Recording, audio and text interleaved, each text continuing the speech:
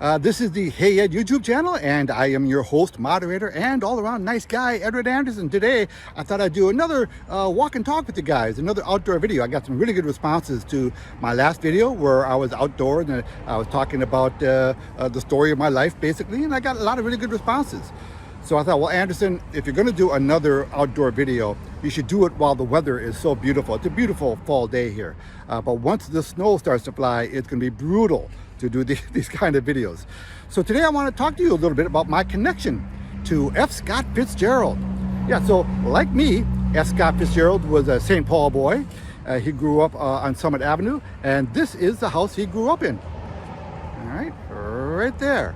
Now, Summit Avenue is famous for beautiful mansions.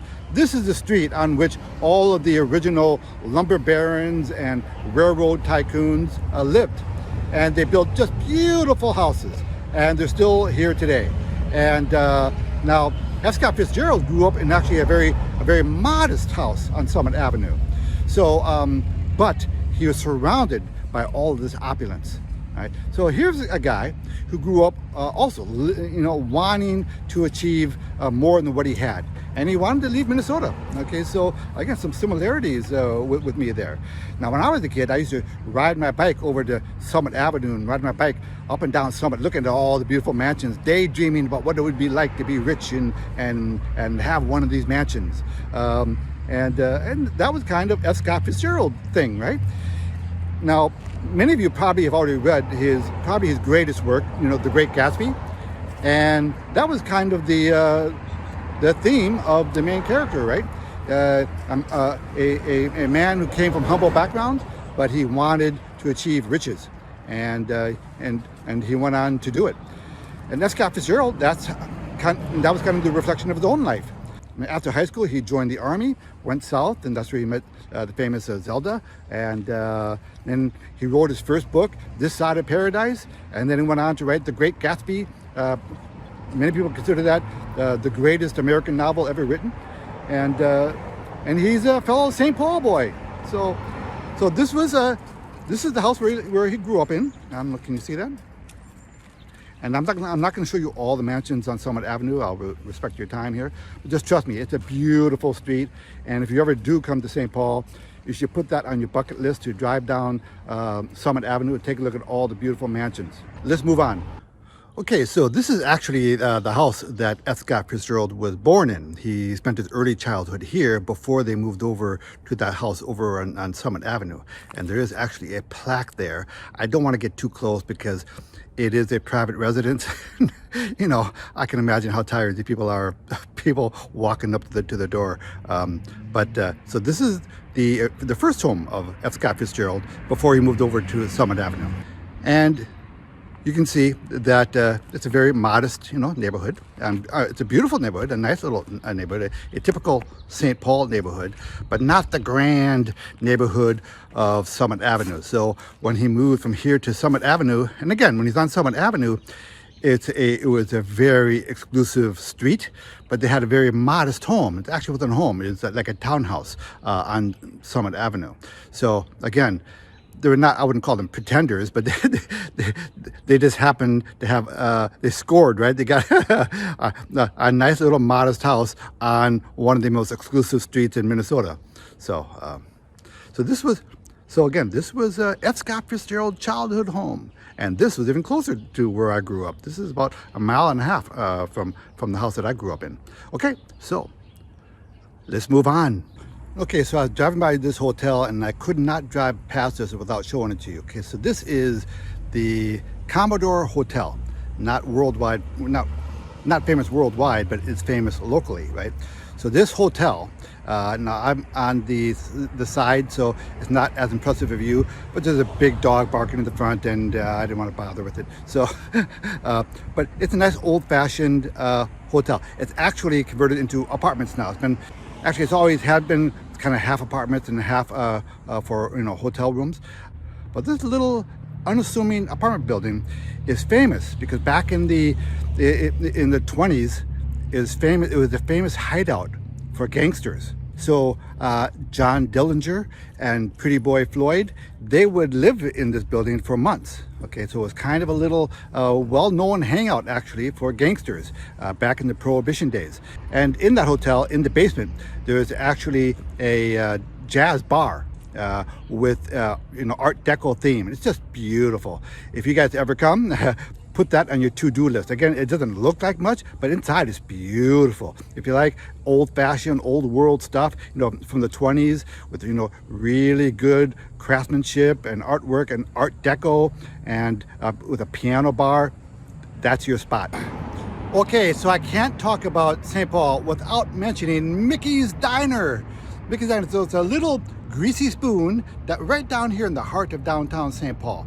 And look, the rest of St. Paul built up around it, right? Over the years, all these beautiful high rises and big fancy new buildings went up right around it, but Mickey wouldn't give in. Mickey still has his diner. This is actually kind of a world-class diner. It's been featured in several movies, actually. I've got personal fond memories of this greasy spoon, where me and my friends, at 2 or 3 in the morning, would come down here for pancakes, so this is a classic greasy spoon diner, and it is a landmark in St. Paul.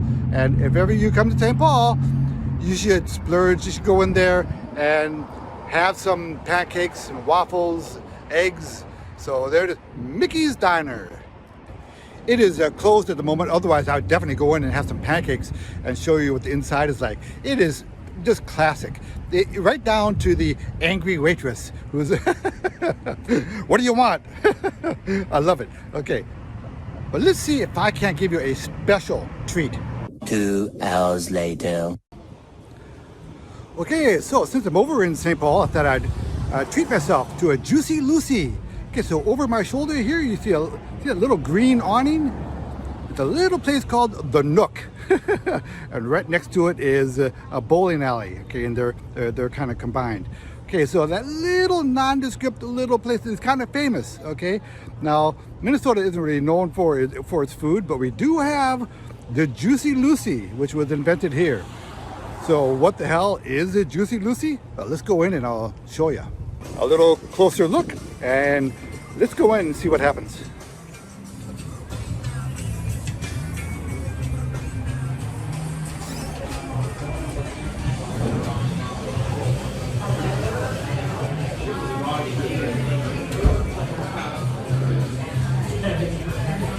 Do you serve your Juicy Lucy's here? We do indeed. Okay, where can I serve? How many? 1, 2, 3. You want to sit at the bar? Or do you want a table? Sure, this is fine. There Great, thanks.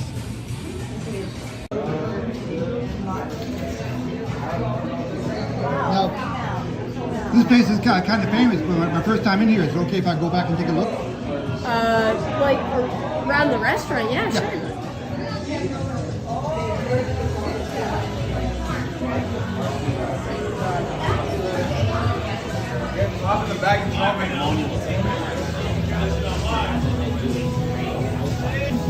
Doing a YouTube video. I hear you guys are famous for your Juicy Lucy's, so that's cool. Come by to put you on. Are you guys cook? Do you guys cook Juicy Lucy's? Today, yeah. All right. So what goes in it? Cheese. No, Okay. I'm kidding. There's a couple. Maybe it's a secret. I don't know. Maybe I'm not supposed to tell the secrets over here. cheeses and stuff like that, you know. All right. I'll put you on YouTube. You guys are gonna be famous in a week. Hell yeah. All right. You should send me the video. Well, check out my channel. It's called Hey Ed. Hey Ed, I got you. Okay. Hey. I'm excited.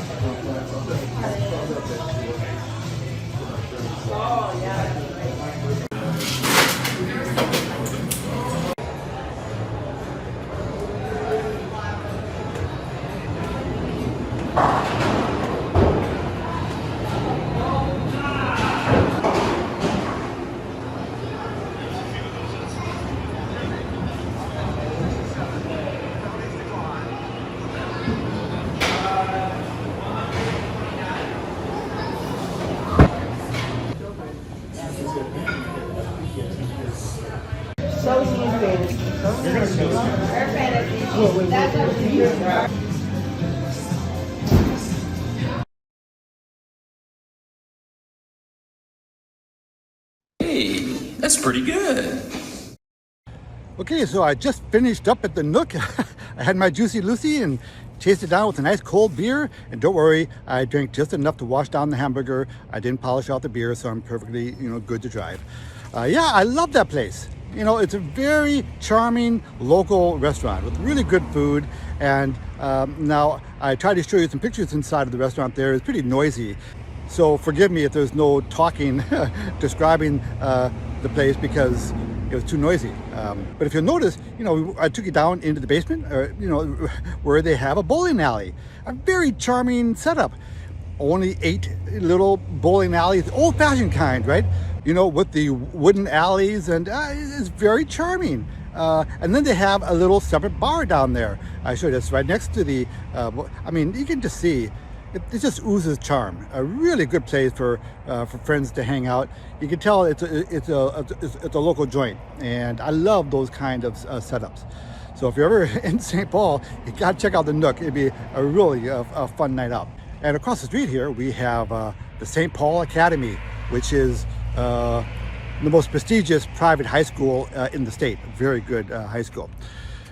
Let me just finish up here. It's been a nice full day here, and I'm going to head home here in a minute.